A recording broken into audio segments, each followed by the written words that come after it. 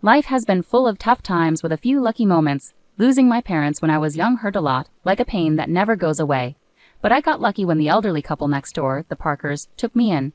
They were the kindest people you could imagine, treating me like their own granddaughter instead of someone they were helping out. We didn't have much money, but we had a lot of love, and that's what mattered. When I turned 18 and was thinking about college, the Parkers died in a car accident. Suddenly, I was alone again. They left me some money for school in their old house in the suburbs. It was a cozy place with lots of memories, but it felt too sad to stay there. So I sold it and bought a small apartment in the city near the college where I enrolled to study financial management. Having a plan and moving forward felt good. Classes were tough but interesting, and I focused on learning everything about numbers and markets. After college, I got a decent job. My days were busy with work, and I was doing okay, but the nights were different. The city felt lonelier than it should for a place with so many people. That's when I met Tom at a friend's party. He was loud, funny, and didn't care who noticed. His energy was contagious, and we clicked right away when he accidentally bumped into me, spilling my drink. "Hey, watch it," I said, more surprised than angry. "My bad. Let me make it up to you. What were you drinking?" Tom said with a big grin. "Beer, just beer," I replied, trying not to smile too much. "2 beers, coming right up," he shouted over the music as he headed to the bar. That was Tom, simple, straightforward, and no fuss. We spent the whole night talking about everything and nothing. We found out we both loved old movies and hated sushi. Talking to him was easy, and when the party ended, I didn't want to say goodbye. A year later, he proposed.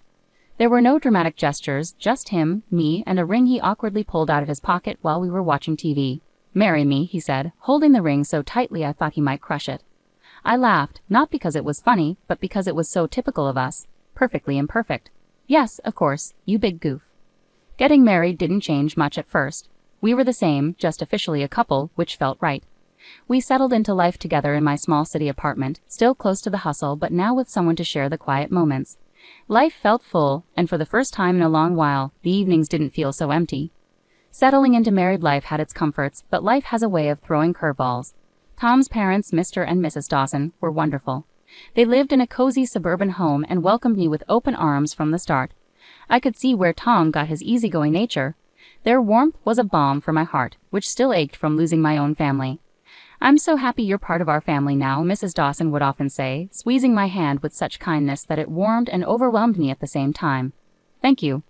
I really appreciate how welcoming you've been," I replied, feeling genuinely grateful. Visiting them became our weekend tradition. Those days were filled with backyard barbecues and long conversations over cups of hot coffee. Life felt good, simple, and sincere. But then things changed. Tom was called away on a long business trip, a whole year out of state. It was a great opportunity for his career, but the timing couldn't have been worse. Just as he left, Mr. and Mrs. Dawson's health declined rapidly. It happened so quickly that Mrs. Dawson, bless her heart, sounded frantic with worry when she called. "Grace, I hate to ask, but I really need your help here. Mr. Dawson is not doing well," her voice thick with tears she was trying to hold back. Without a moment's hesitation, I packed a bag and went to the suburbs. Seeing Mr. and Mrs. Dawson so frail shook me deeply. He had always been a pillar of strength and now looked fragile, connected to life through a tangle of medical equipment. I seamlessly settled into their routine, taking care of cooking and cleaning while Mrs. Dawson focused on Mr. Dawson's care. In the evenings, I sat by their side, reading aloud his favorite books, often finding him asleep before I finished a chapter.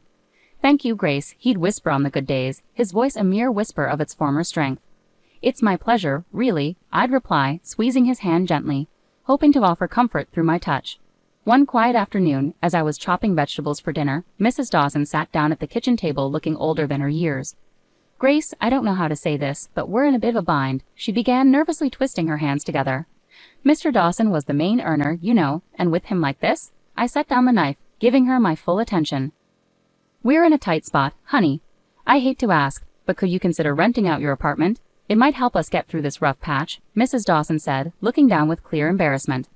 I didn't hesitate for a moment. "Of course, Mrs. Dawson. I'll take care of it right away," I said firmly, wanting to ease her worries. The apartment rented out quickly, and every month I faithfully sent the rental income to Mrs. Dawson, along with money for groceries and bills. It wasn't easy. The commute to my city job became a daily struggle. But family sticks together, right? That's what I kept reminding myself, even on the toughest days. "You're a lifesaver, Grace," Mrs. Dawson would often say, her relief palpable each time I handed over the money. "It's what family does," I'd reply, though some nights, lying in the guest room and hearing distant sirens from the city, I couldn't help but feel the weight of my responsibilities. Harry's calls were my only relief, his voice a connection to another world. "How are things going, Grace? Are you managing okay?" His concern was always clear, even through the static of our long-distance calls. "We're managing. Don't worry about us," I would say, forcing cheerfulness into my voice to ease his concerns.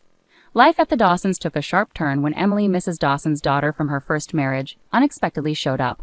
The atmosphere changed instantly. She had a presence that felt like a cold draft sneaking under the door. I didn't know Emily well, but I'd heard enough from Harry and seen her tense visits with Mr. and Mrs. Dawson. My days were already stretched thin with long commutes and caring for Mr. Dawson, who was now bedridden and declining rapidly.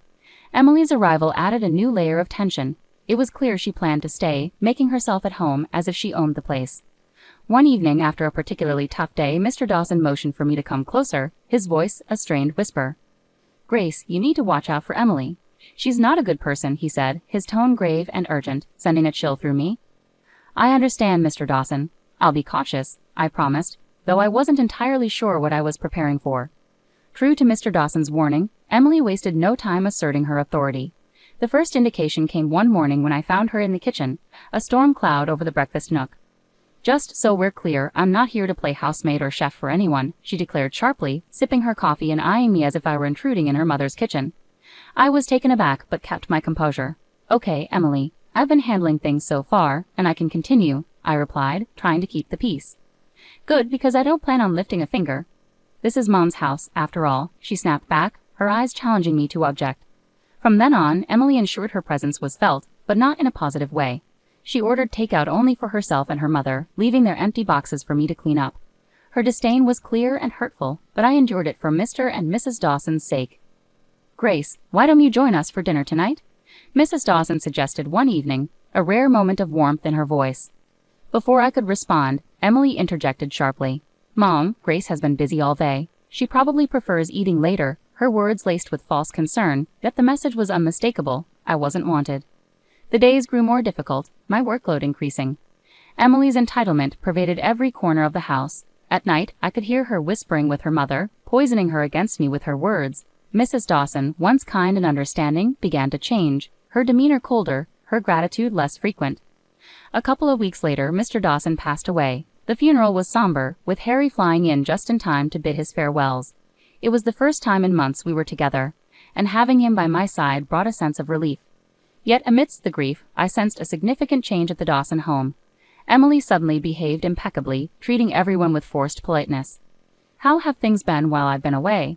Harry asked quietly during a brief moment alone after the service. "Fine. Everything's been fine," I lied, forcing a smile. I didn't want to burden him further. His own grief was already too much to bear. "Are you sure? You look exhausted," he pressed, concern etching his brow. "It's just been busy, helping out around here," I reassured him, avoiding his gaze. It wasn't the right time to delve into the brewing turmoil beneath the surface. Once Harry departed, Emily dropped her facade. The guise of a caring sister vanished, replaced by the familiar sneer and dismissive attitude. The atmosphere in the house shifted drastically. Perhaps consumed by her own grief, Mrs. Dawson grew distant and cold toward me. Orders replaced conversations, and I began to feel more like an intruder than a member of the family. Emily took control of the household as if she were the lady of the manor, showing little regard for anyone's feelings but her own. She started barging into my room without knocking, rifling through my belongings as though searching for hidden treasure. One afternoon, while seeking solace in the garden, I stumbled upon a box hidden among the shrubs. Curious, I opened it only to discover my watches, jewelry, and even some of my underwear inside. My heart sank. Nearby, I found several of my dresses tossed carelessly over a bush. Anger surged through me. Clutching the box tightly, I stormed back inside, finding Emily lounging in the living room as if she owned the place. "What on earth, Emily?" I demanded, my voice trembling with fury. "You can't just throw my things out like this." Emily laughed coldly, the sound echoing mockingly in the room. "You live here? Please. You're just a guest, and not a welcome one at that. You should be out in the garden or better yet, on the street. You're nothing but a freeloader anyway." Her words cut deep, like salt in a wound. I couldn't believe the venom in her voice. Shaking, I turned to Mrs. Dawson, who had just entered the room. "Mrs. Dawson, please tell her she can't treat me like this. This is supposed to be my home too," I pleaded, my voice cracking with emotion. Mrs. Dawson, once gentle and kind, now looked through me as if I were transparent. "This is Emily's house now." "She's right, Grace. Maybe it's time you found somewhere else to live," she said coldly. Her words hit me hard. Standing there with the box in my hands, my heart shattered. The home I had grown to love, the family I believed in, crumbled around me in that moment. Despite everything, I stayed because of a promise I made to Mr. Dawson on his deathbed, to care for his wife and prevent Emily from dominating her. But day by day, Mrs. Dawson seemed to adopt Emily's harsh demeanor. Her words turned cutting, her gaze icy. "You're just idling away here, aren't you?" Mrs. Dawson snapped one evening as I cleaned up after dinner, her voice dripping with disdain.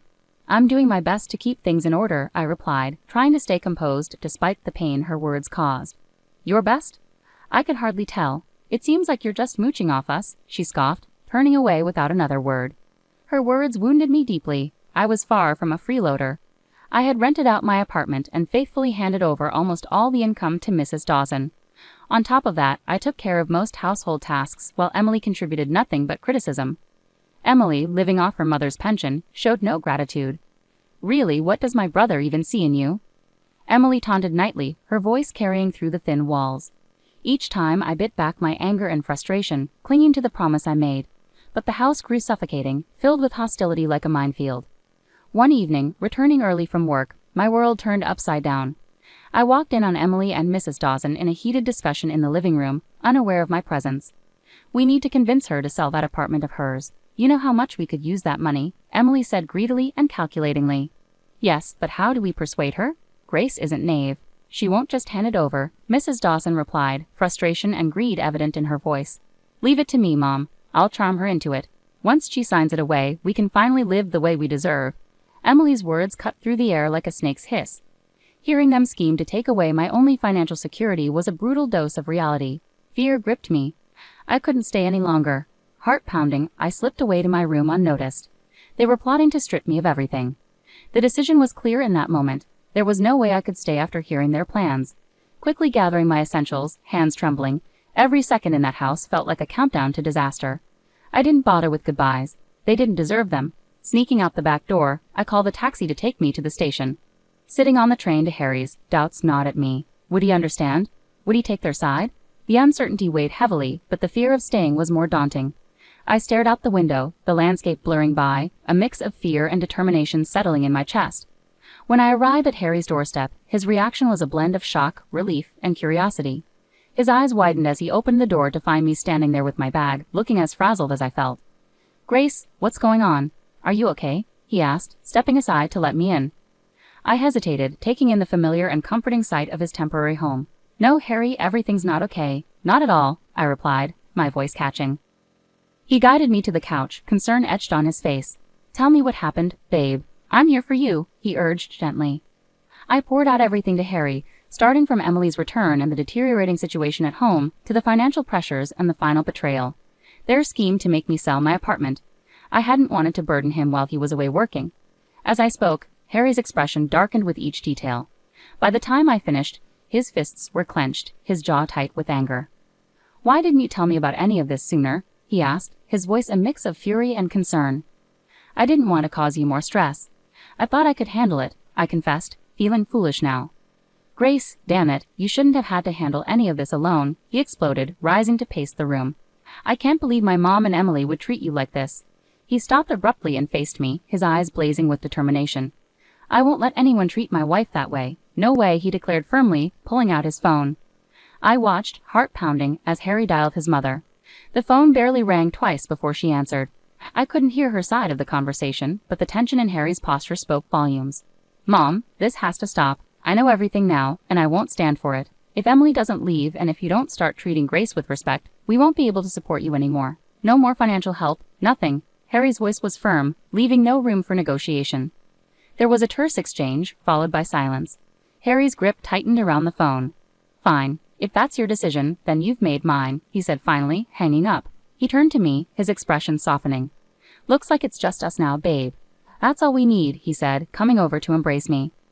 I leaned into him, finding solace in his arms amid the storm of emotions. "Just us," I whispered, feeling the truth of his words.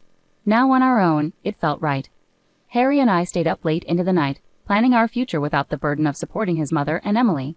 We discussed practical matters like my remote work and our financial strategies, laying the groundwork for a new chapter together, just the two of us. "Whatever happens, we're in this together. You and me against the world, right?" Harry said with a determined smile. Absolutely, I replied, feeling reassured with him beside me, against the world. The next few days were incredibly busy. I arranged to work from home with my job, which they agreed to. Harry helped me move my things out of storage and set up a home office in his living room corner. It wasn't perfect, but it was ours, and it felt peaceful. A week passed, and just when things seemed calm, I received a startling call that felt like a blast from the past. It was Mrs. Dawson, her voice now a mix of desperation and boldness. "Grace, why haven't I received the money for this month? You know we really need it," she demanded straight away. I was speechless for a moment, shocked by her audacity. "After everything, you still expect me to keep supporting you?" I asked, more amazed than angry. In the background, Emily's voice came through, angry and sharp.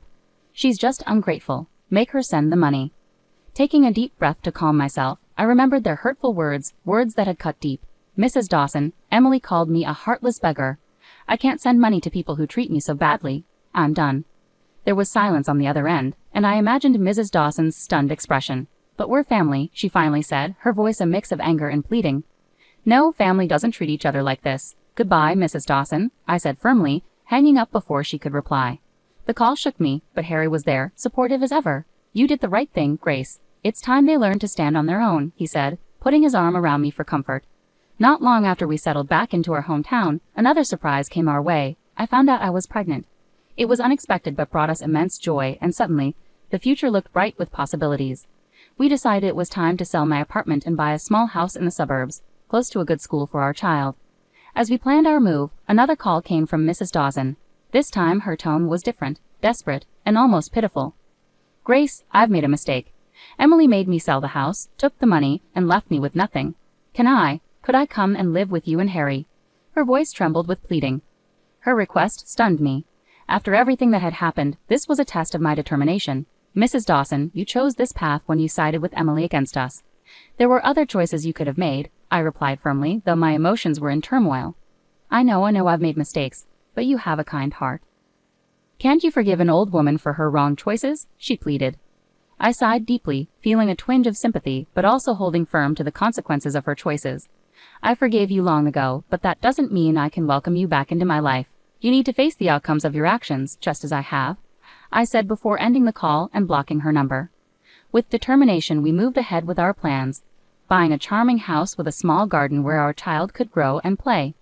On a lazy Sunday morning, as I leisurely flipped through the newspaper over coffee, a headline caught my attention. "Local woman arrested for massive fraud scheme." There in the picture was Emily, in handcuffs and looking defeated. I couldn't help but feel a mix of shock and perhaps a small sense of vindication. "Harry, look at this," I called out, holding up the newspaper for him to see. "It's Emily. She's been arrested for fraud."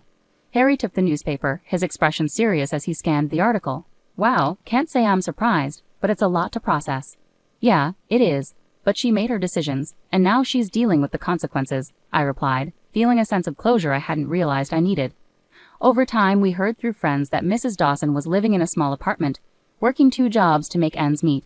Her pension wasn't enough to cover her living expenses and repay the debt Emily had left behind. "Have you heard about your mom?" Harry's friend, Matt, brought it up one evening during a backyard barbecue. "Yeah, I heard," Harry replied, tending to burgers on the grill. His voice held a hint of sadness but also determination. "She chose her path, Matt. It's tough, but that's how it goes." Matt nodded, understanding the unspoken boundaries. "You're right, man. Just wanted you to know." After that, the conversation lightened, with talk turning to sports and work as the evening progressed. Life moved forward, and so did we. The joy of our new life became even clearer when Mia arrived. Becoming parents changed everything. It shifted our priorities, our dreams, and even started to heal some old wounds by filling them with new love. "Can you believe she's ours?" I whispered to Harry one night as we watched Mia sleeping peacefully in her crib. "She's perfect, Grace. Absolutely perfect," Harry whispered back, his voice filled with emotion. We cherished each day, celebrating every little milestone Mia reached, each smile, each giggle. She was our little miracle, and with her the difficulties of the past seemed to fade away, making space for new and better memories. Each day was simple yet filled with small moments of joy that created a beautiful tapestry of family life.